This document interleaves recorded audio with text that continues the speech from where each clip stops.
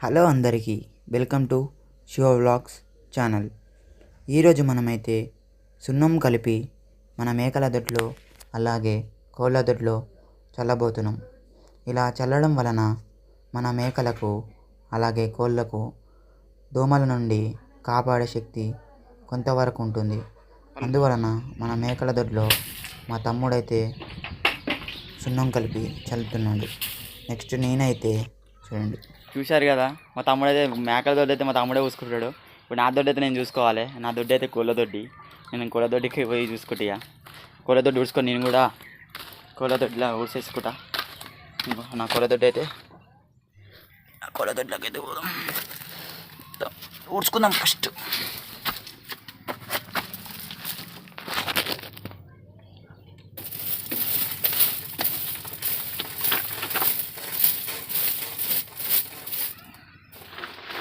వాసన వస్తుంది, మాస్క్ తెచ్చుకుంటా.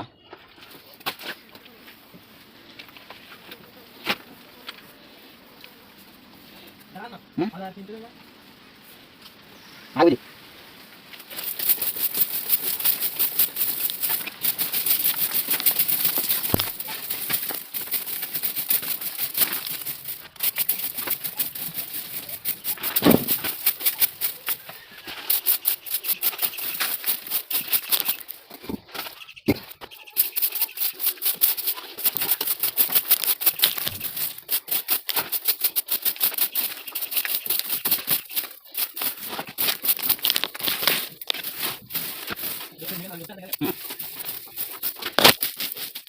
మన కోళ్ళ దొడ్లో కూడా మంచిగా సున్నం కలిపి అంతటా చల్లడం జరిగింది.